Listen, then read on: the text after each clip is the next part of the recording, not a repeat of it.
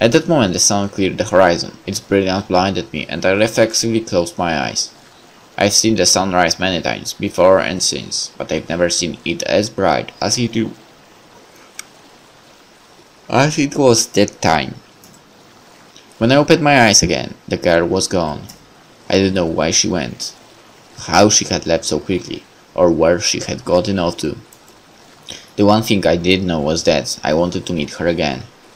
It takes 29 days for the moon to go from full to new to full again, and that's how long I had to wait before I could see her again. It would have made for a really good story if I could have said I spent the entire time thinking about her, but that's not the way life works. I'm sure I did other things that month, but looking back I can hardly remember them. I did spend quite a bit of time thinking about her, remembering her smile and her laugh, kicking myself for forgetting to ask her name. Constantly, kicking himself. The truth is that he did the right thing. The choice of asking not where, when he can meet her was the right one here. That's for sure. Yes, I know the other bad endings. Well, maybe not bad, but not great. Not happy for us. Okay, I don't know what I'm talking right now, so let's continue. Constantly checking rechecking the exact moment of the full moons to be sure that I showed up on the right night. And finally, it was that night, and I found myself once again standing out on the beach, looking up at the moon. Were you waiting long? I turned and found her standing next to me. I wasn't really expecting you to be here. It's rare that I get to see someone a second time. Hey, I said I was going to be here, didn't I? You did. I'm the type of guy who keeps his word. When I say I'm going to be somewhere, I'll be there. Besides, a guy would have to be crazy not to come back to see you again. Or did you not hear what I said? You left in an awful hurry last time. I didn't even get a chance to ask your name. Mary. It's Mary Harper. Well, Mary Harper, it's good to see you again, after almost an entire month. It's good to see you too, but for me it feels like we are together only yesterday. I didn't exactly pick up what she was saying here, so I just said what I was thinking before. I think it was the same way for me. I spent the entire month thinking about you. I'm not sure if it's exactly the same, but it's sweet.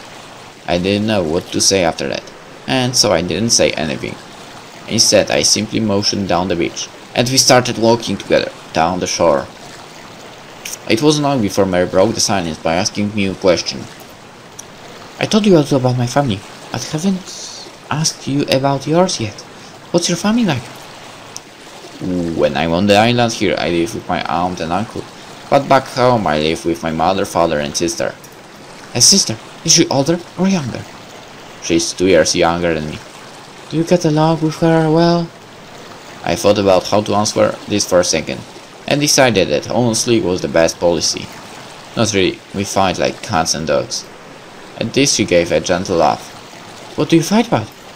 Oh, it's never about the same two things. Put the two of us in a room together for a few hours, and all of a sudden there is something, and we are at it again. I was pretty sure I didn't want to keep going on about how my sister and I fought all the time, so I needed to find a way to get out of talking about it. Look over there! I shot the first thing that came to mind and took off running down the beach. She followed, chasing after me. After a little bit I slowed down and let her catch me. Got you! She said, laughing as she grabbed hold of my shirt. And we kept walking together down the beach. As the night went by, we talked about many things. To be honest, I don't really remember exactly what we said. What stayed with me are the sensations. The smell of the salt in the sea air. The sound of the waves hitting the shore. The way the moonlight made her skin glow. The feel of the sand as I tripped on a rock and fell. The warmth of Mary's hand as she reached out and helped me back up. Are you alright? I think so. The sound was soft. I'm glad. What did you trip on? I think it was a rock or something. I turned to look at where I fell. There were rocks there, enough that it would have been hard to assign anyone sole blame. Be careful, I wouldn't want you to be hurt. I nodded, gave the rocks one last look, and turned to start walking again. But just then, a golden glint hit my eye. I went over to where I saw the glint and started digging. After a few seconds, Mary came over to where I was. Did you find something? I don't. I was going to say I didn't know, but I stopped myself, for I had found what I was looking for. In my hands was a gold ring. I held it up for Mary to take a look at. It's a ring. I examined it a little more closely. It was far too light to be made of real gold, and there were scratches where the gold plating was worn off. I held it up so Mary could have a better look at it. It's beautiful. It's not real. Someone took a metal ring and painted gold onto it to make it look nicer. But it's so pretty. If you like it, you can have it. Can I? Sure. Can you put it on for me? I didn't need to answer this, as she held out her hand. I took it and slid the ring onto her finger. It was a perfect fit. Thank you. With that, she grabbed onto my arm, and together we started walking down the beach. Before we knew it, it was dawn, and we found ourselves in the same place where we parted a month ago. Can you stay and watch the sunrise this time? Sorry, I can't. Well then, when can I see you again? I can only see you on the night of the full moon. Even though I thought she might say this, it still hurt a little to hear it. I didn't know how I could go a month without seeing her. How come? Why can't I see you before then? Because I'm a ghost. She's a ghost. Okay.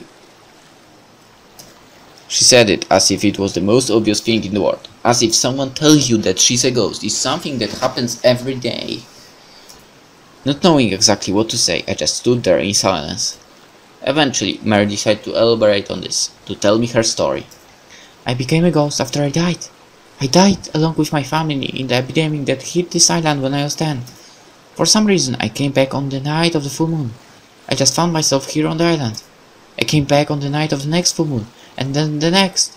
And as far as I know, everyone after that always come back on the night of the full moon. And I can do whatever I want that night, but when the sun rises everything goes dark, and suddenly it's the next month. It's been that way for hundreds of years. It was boring for a while, but eventually people came back to the island. Once in a while, someone would meet me, like you did.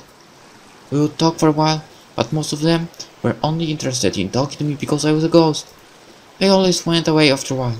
I guess there is only so much I can say about it. Come to think of it, you never asked me about it. Did you figure it out?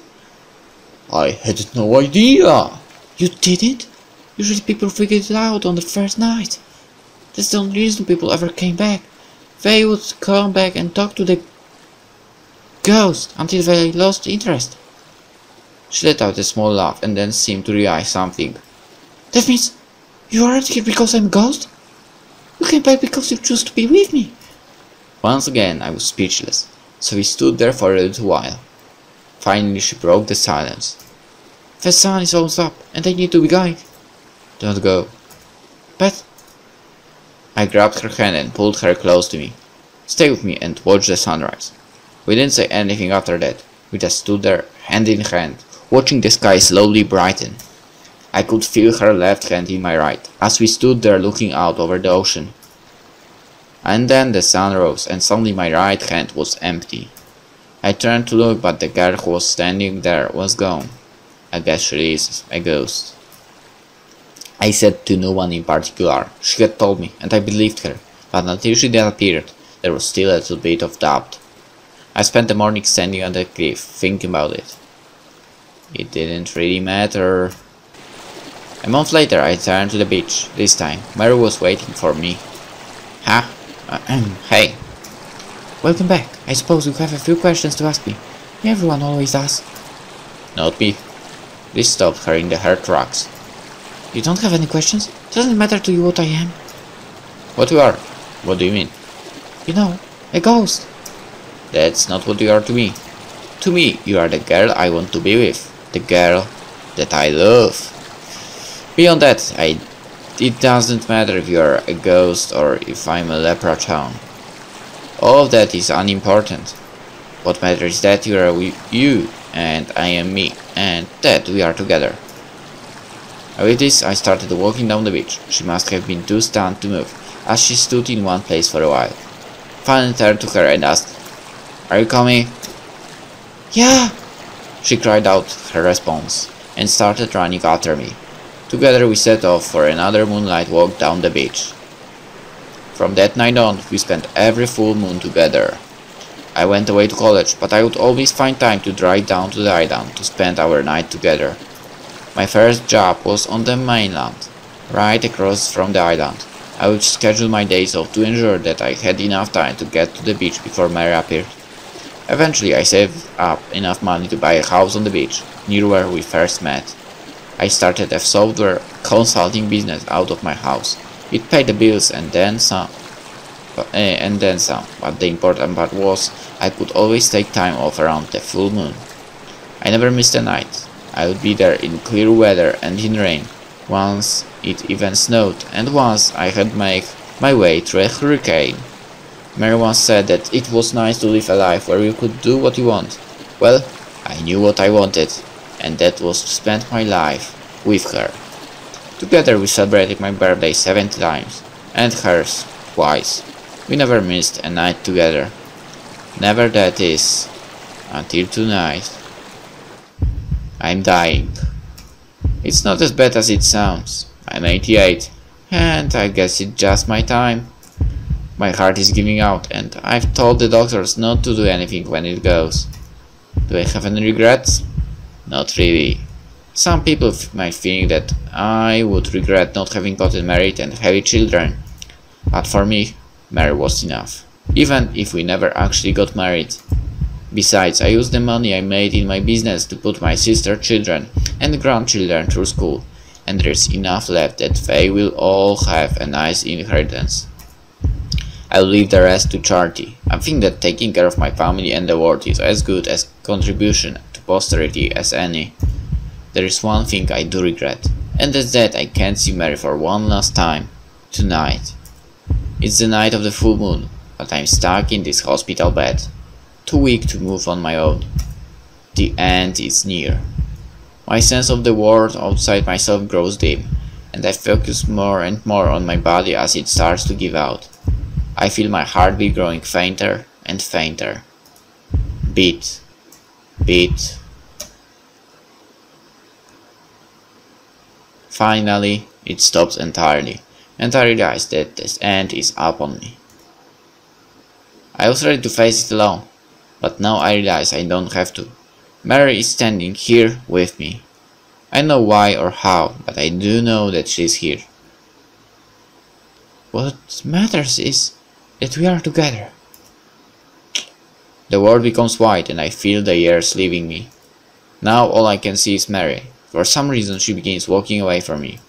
After a few seconds she turns back to me and asks, "Are you coming?" I run to her and somehow grab her hand. Together we step into the light.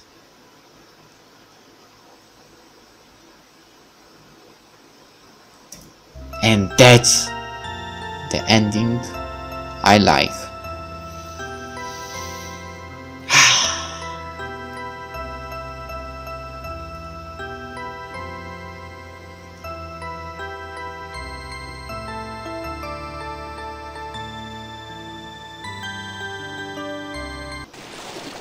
I loved it.